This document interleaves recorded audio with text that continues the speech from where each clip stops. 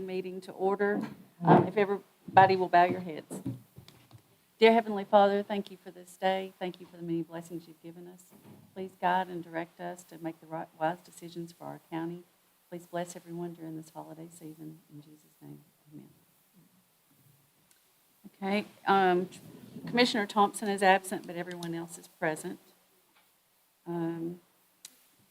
First thing on the agenda is the minutes approval of the October 17th Courthouse and Property Committee minutes. Motion to approve. Second.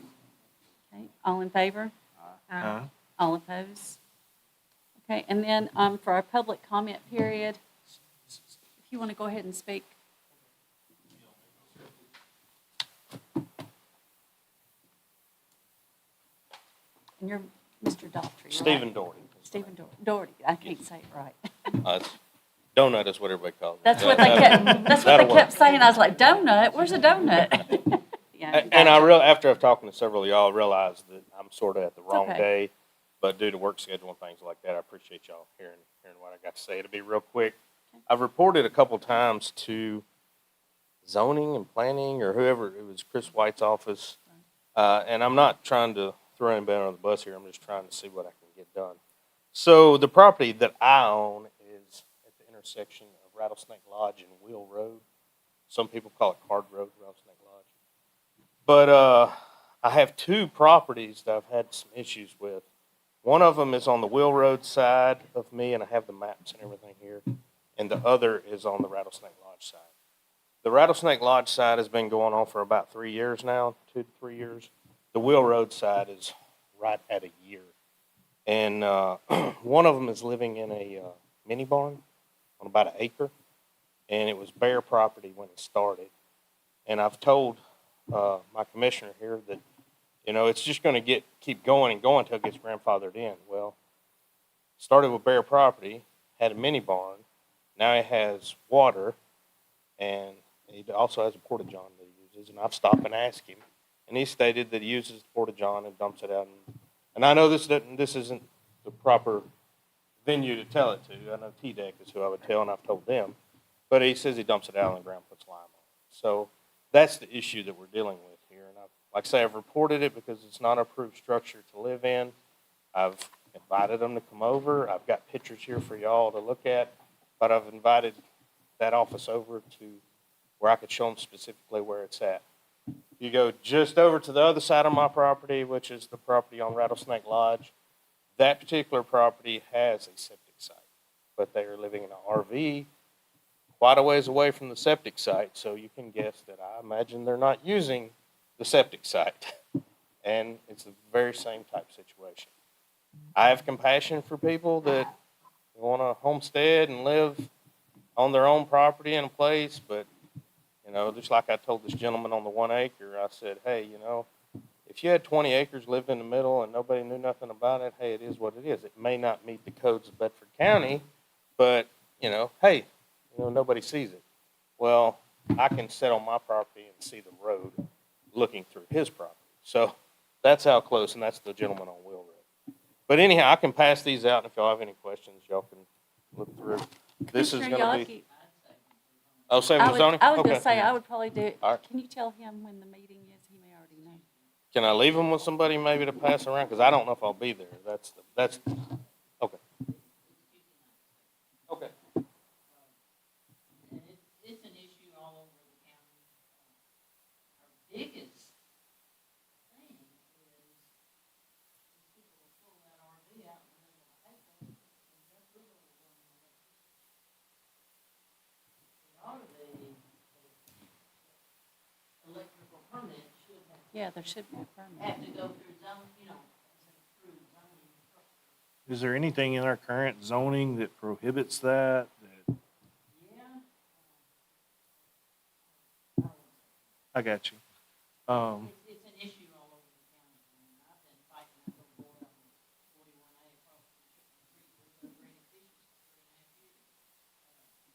Can it be put on their agenda to review it? I mean, can we put that on can it be put on their agenda to review it? I mean, That might not be too late now. It may For be. sunshine. Bring it up at the end, the agenda's already been right. out. And Mr. Mayor, could we also relay this information also to Amy? Because wouldn't it fall under her privy to go out and do the investigation on it through codes? That's fine. Okay. Only if you're building.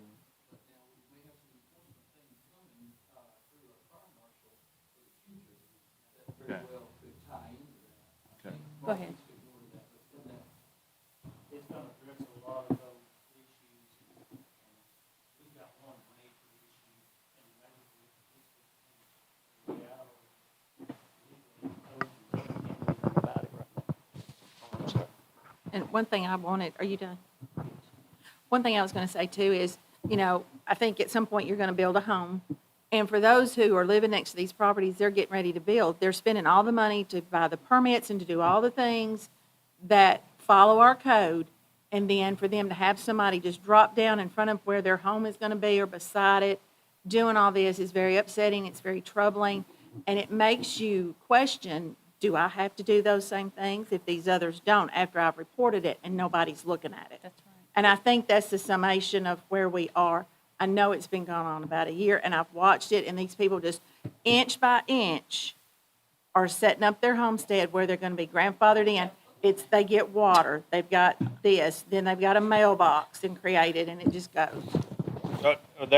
I'm sorry to No, go interrupt ahead. that. No. But that's one thing too, is if you look in here, from what I understand, you're supposed to get the permit so it can go through I had to go through this process recently. So it has to go through the 911 office so you have a valid 911 address. Neither one of these houses have a valid 911 address. One of them has taken the neighbor's address and added a B to it.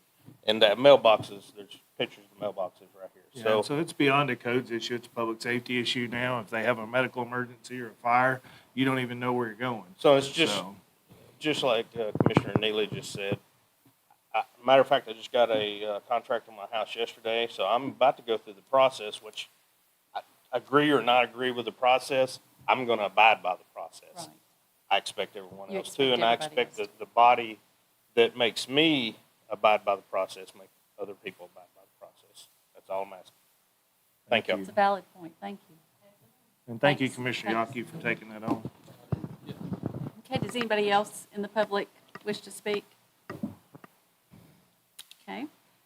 Next thing, our reports, Codes Department, everybody has a copy of the report up here. She's not here tonight, she's on vacation. Very nice report. They're still issuing a lot of permits. Yeah, they're up 30%. Yeah. Next is Planning and Zoning, I don't believe he is here as well. But I put your report up there. Yeah, You had a conflict, but yeah, we were late getting it to you. It should be Yeah, right there in front I'm of you. sorry, I didn't pass them out. We've got the zoning report right here. Does anybody have any comments on that before I move on? That said, everything's back up to normal levels Mhm. now.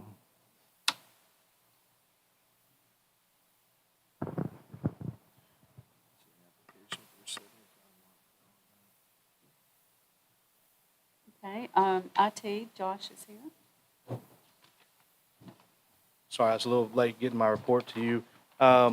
Don't really have a lot to add to the report. I'm going to keep it really short.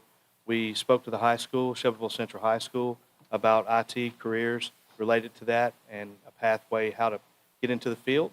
And we moved out the equipment from the old jail. That way they can start the demolition process. I'll be speaking to some other things next month. I'm on a committee for the state and local cybersecurity grant program. It's a 4-year disbursement across every township, city, and state throughout the whole United States. It comes down from the Fed. Money's handled by the state. I'll be talking about how that might affect our school system and some others next month when we meet for our final meeting for this year. So I don't have anything else to add right now. Be glad to answer any questions you guys have. Josh, and just thank you for everything your department does. Y'all save us a lot of money countywide by doing a lot of projects in-house, things like that. And then thank you for the report. And I think that's great going and talking to the students at Central because, that's definitely where we're headed. We need to get more people into that field. So thank you for that. Does anybody have any other comments or questions? Okay. thank you. Okay, fire, Mark? Madam Chairman, I don't have anything to add to my report unless y'all have some questions about the report. I Could you will, just give us an update on the fire truck and then as well as, is it still on track for December or? I assigned the striping on it today. They send you a picture and you have to sign off on it and then they send it back. As far as I understand, the truck is there. They're putting the striping on it. It will be delivered to Alabama to get the lettering done on it. They're going to do that down there because it's cheaper to do it in Alabama than it is in South Dakota. At least it's closer. It's closer I to can't lose home it anyway. between here and there. And then I will tell you, we finally got our medical truck back on the road. It's a small truck, it's a fire truck and a medical truck that we run our medical calls in. As I told you, the bed, and I'll try to keep this simple. We buy a truck, it's a chassis, it has nothing behind the cab. Then we put a bed on it, and that structure underneath that bed had collapsed due to the material it was made out of. It was made out of aluminum, and when you put 400 gallons of water pump and equipment on there, it just couldn't hold the weight. And it's a 2008 model. So I was a little reluctant for my crew to jack the body up and build a subframe to go under this truck without taking it all the way off. But they did do it. They did it all from underneath without sending it out to shop. If we'd have sent this to a company, we'd probably been looking at about $10,000. So I think we got maybe 2 in it in building that structure underneath the truck. That's great. And it took us a long time, and it was during grass fire season, so thank goodness for the rain. But I was quite proud of the crew, and we just got a few little touch-ups, but that truck is back on the road now, so. And then the air packs, where are we at in that process? The POs have been issued. All we're waiting on is a delivery date.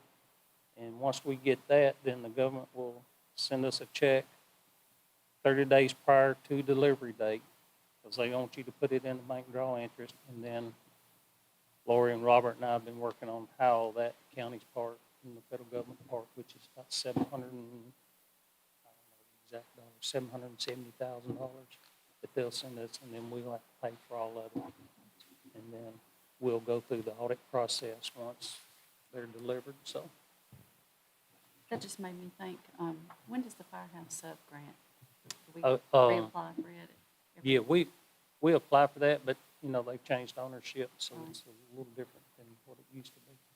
I just know that now that we have one, I didn't know if that helped us any. And then the state fire marshal grant is due, I think, by the end of this month, so we're applying for that. I really don't want to get into a lot of details on what we're doing there. It'll help out everybody. It works out. And Mark, just like IT, thank you for saving the county money, especially doing that truck in-house. Y'all continuously show that y'all are doing projects over and over that are saving the county money. So thank you so much for everything you do. And please relay that to your guys, please. Thank you for your ladies. comment. Thank you. Okay, 911, everybody has their report. I don't believe he's here. And GIS, John's here.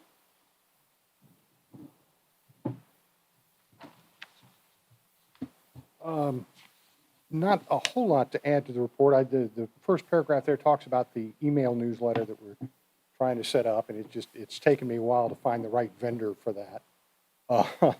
Because the hardest thing was finding a vendor that would bill it the way that governments would normally like to pay for things. There were a lot of them that were good services, but they wanted you to run a credit card every month, and that just, that wasn't the way the finance office wanted to do it. But I think we finally got a vendor and put in a purchase order, and I'm starting to work on what it's going to look like. But I think that'll be a good tool for informing the public. As we've seen from the last 6 months, we can't necessarily count on any one medium for reaching the public. And so this will be something that people can sign up for if they like, and we can push out something once a month, and then also have that channel available if we have some timely announcement that needs to get out in the meantime. But I'm continuing to work on that. But other than that, if anybody has any questions about the report. Anybody have any questions or any comments? Okay, thank you. Okay, I'll entertain a motion to approve all the reports. Vote to approve. Second. Okay, all in favor? All opposed? Okay, and then we just have other reports already listed in here.